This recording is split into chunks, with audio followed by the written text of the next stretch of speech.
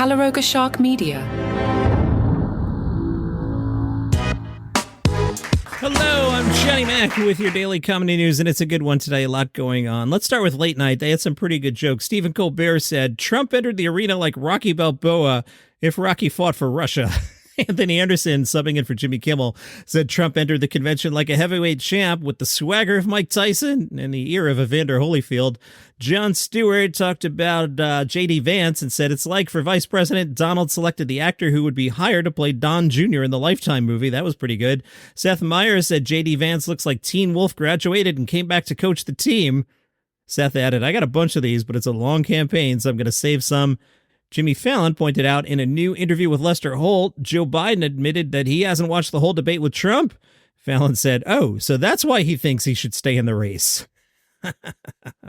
If you like snarky political jokes, go check out the Ballot podcast live from the Republican National Convention this week. Numbers are up on that one. We're having a good time doing that one. Another thing you absolutely want to check out is Kill Tony. No, that's not a violent act. That's the name of a podcast/YouTube series. You know Kill Tony, Tony Hinchcliffe, the guy that you thought was funny at the roast of Tom Brady. He has amateurs come up, they do 1 minute of comedy, and then he has celebrity friends come by. Anyway, on Kill Tony, Shane Gillis showed up as Donald Trump. Adam Ray showed up as Joe Biden. The clip is hilarious. Let's listen to Shane Gillis do Donald Trump while dressed up as a pretty convincing Donald. Tony, what an unbelievable experience it is. What a great show this could be. Instead, we've got an absolute idiot here running the show. As the clip goes on, Shane can be seen breaking character as he couldn't hold in his laughter while reacting to Adam Ray's Joe Biden impression. The Biden impression is, I'm not sharing any audio because it's really just a guy staring off into space and then says something vulgar, and we don't do that here. Jon Stewart explained why they didn't go to Milwaukee and said, well, obviously, we were supposed to be doing our shows from Milwaukee for the RNC this week, but because of the attempt on the former president's life, the venue in which we had planned to do the show, a theater, which was originally located in the soft perimeter, as they called it security-wise, was shifted, understandably, to the hard perimeter. You don't really want to be in the hard perimeter. Less facetiously, he explained that crowds wouldn't have been able to get to the theater, so there was no reason to do a live show without people. That all makes sense, Jon Stewart. All right, two big stories came out. The first one, Variety's Comics to Watch for 2024. This is an annual list of some people to keep an eye on. Let's take a look at the list. First up, Asif Ali. I'm not familiar with Asif. Variety says Ali's been making his rounds in the acting space for some time, from appearing on shows like WandaVision, The Mandalorian, and BoJack Horseman. He'll soon be seen starring in the upcoming Hulu comedy series Deli Boys, where he leads an all-South Asian-led show. He's a member of the sketch group Goatface, alongside Fahim Anwar, Aristotle Athari, and Hassan Minhaj, all of them who I know. All right, that sounds like a good recommendation. This next guy, if you listen to me every day, you probably know, Ralph Barbosa. He's had a couple specials out, and that was the guy George Lopez took a shot at, right? So Ralph, we know. Jackie Fabulous has been hustling in the comedy game since realizing her law gig at Caltech wasn't doing it for her anymore, and at 35, stand-up comedy. She was on America's Got Talent in 2019. Next up, and I'm going to have to try to not go on a total rant here, Rachel Feinstein. Why would you rant, John? Well, many years ago, back at Sirius XM, we had Rachel and Steve. Who's Steve? Steve's just some guy. But Rachel and Steve were hosting the morning show. The Rachel was Rachel Feinstein, who's now a comic to watch. Back in the day, we were pretty good at identifying talent. The bosses, no long-term vision. Hey, boss. Would you like Amy Schumer to do a show for you? No, who's that? Get us Chris Rock. I'll get you Chris Rock. Do you have $1 million? You know, so that kind of thing would go on. So we had Rachel doing mornings, and then when it was time to redo the budget, a boss said to me, well, why would we compete against Howard Stern? The reason you compete against Howard Stern, boss, is because Howard Stern isn't for everybody, and over time, people age, including me, the boss, Howard Stern, and younger generations come along. And if you talk to, Howard's been behind the paywall now since 2006. It's almost 20 years. Howard, to anybody under, I don't know, 40, 45? Nobody listens to Howard. Old people listen to Howard. So I think there was a case to have Rachel do mornings. Now here, 10, 15 years later, I'm not sure Rachel would still be doing mornings on the Raw Dog channel. But anyway, you could have given us some bucks for this one. Rachel Feinstein, one of Variety's 10 comics to watch. John, I thought you said you weren't going to do a slow burn. I can't help myself. Do you want to hear about how we wanted to give Dane Cook a show and there was no budget? You know how popular Dane Cook was there for a while? Serenity now. Tina Frimmel originally attended college to study journalism. She signed up for a stand-up comedy class at the Vermont Comedy Club in Burlington. She spent years working on her craft and has since discovered that her disability was a strength on stage, realizing it wouldn't make people uncomfortable. Now, the article didn't address her disability, but I found this wonderful quote from her. She says, "I get that I'm unconventional. I'm disabled, but I'm not totally committed to the lifestyle. A lot of people, when they see me, they think I suffer from cerebral palsy, which I don't. I have cerebral palsy." Tony Iwata is one of the latest additions to The Daily Show news team. Tony started earlier this year.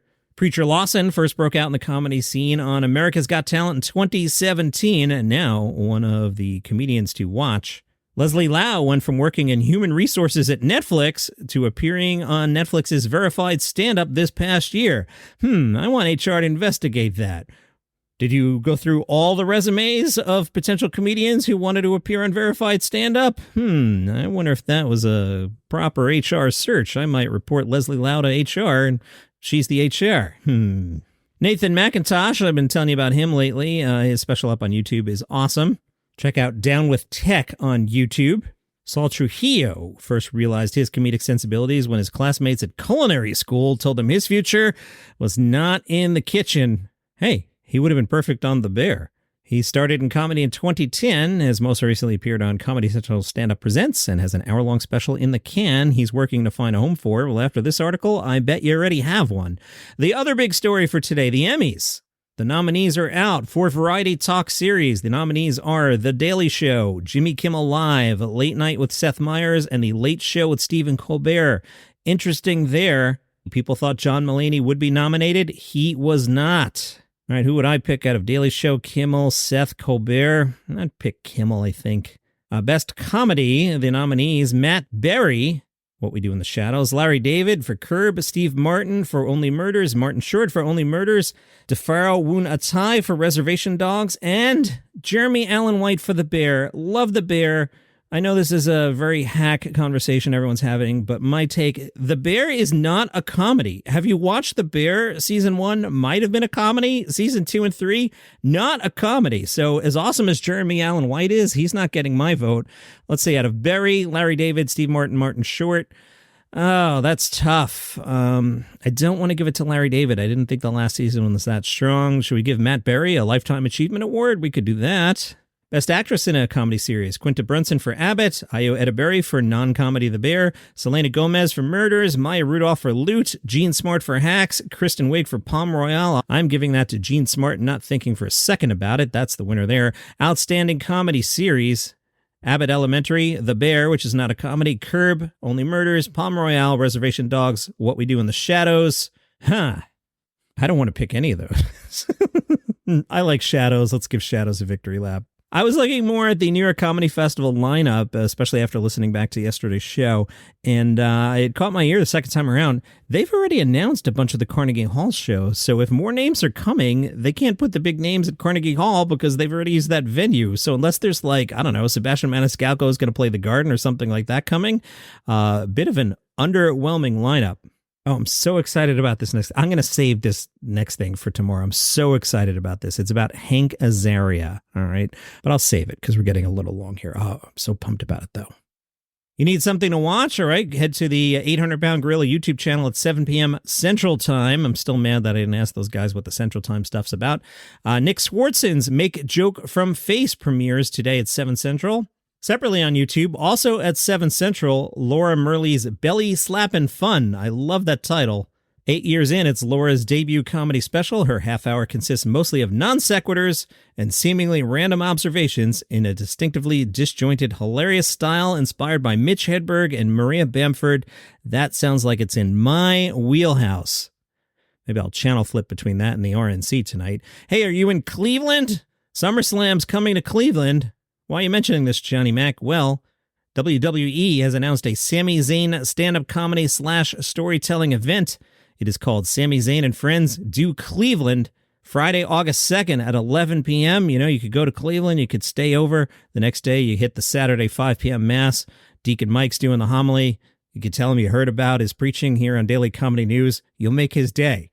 And that's your comedy news for today. I'm going to do another minute or two here on another subject, but that's your comedy news for today. If you don't want to hear me talk about commercials, You are dismissed, then I'll see you tomorrow. So every now and then, somebody will post something on the Apple Podcast website with a comment about there are too many commercials on the show. And I just thought I'd explain how this all works. First of all, most transparently, this podcast is here to make money. This is how I make a living. How it works is the ads you're hearing, they're called dynamically inserted ads, or dynamic ad insertion, DAI. Now, what happens is when you download the show, your phone or device goes, okay, where is Mike? Mike is in Cleveland. Let's serve him some ads that are targeting Cleveland. So, for example, when election time comes around, Mike in Cleveland might hear some ads for a local Cleveland congressional race. Here in New Jersey, I won't hear them. Mike in Cleveland might hear some commercials for a local business. Here in New Jersey, I won't hear them. So what happens is the computers are bidding on the spot. So on this show, I'll tell you, I've got 2 open spots before the show, 3 in the middle, and 2 on the end. In those, sometimes I internally bid. For example, this week we're pushing The Artist, A Killer's Canvas. I'm running an in-house spot at a $30 bid so that it wins the spot more often than not. Now, I don't actually have to pay the $30 because I'm paying myself the $30. You know what I mean? It's a fake bid in some ways so that it outbids, say, the Ryan Seacrest Chumba Casino spot that I get all the time. So the computer goes, hey, who's bid the most things? And then whatever has bid the most dollars goes to the spot. Now, the person in question mentioned that they were hearing the promo for the TJ show a lot. The promo for the TJ show is a favor with the people that I'm in business with. They asked me if I'd help promote the TJ show. I said, sure, happy to help. And I have that in as a lower dollar amount. So this one listener who's frustrated that, whatever combination of device you're using, location you're using, for some reason, the TJ show is winning that bid, whereas here in New Jersey, I haven't heard the promo for the TJ show on my own podcast in weeks. It's running. It's just being outbid by other things in my locale. So does that all make sense? So again, when you download the show, your phone goes, where are you? And it sees if anybody wants to serve commercials to specifically you. Anyway, I just felt like sharing how it works. I have not increased the commercial load at all, unless I do an hour-long show. And I do an hour-long interview on Saturday. And by the way, I don't have one this weekend, unless Hank Azaria throws me a lifeline and writes me back. I can't wait to tell you about Hank tomorrow. But when I do an hour one, I throw in a second break because, again, I'm here to make money. Just being transparent. Hope you understand. Oh, and that's why we're pushing the subscriptions. Like, I get that you don't like commercials, but like something's got to pay the rent. So $4.99 gets you the show commercial free, helps support the show. Much appreciated. If you don't want to do that and you like things, quote unquote, free, totally get it. But then there's going to be commercials. Hope that'll make sense. See you tomorrow.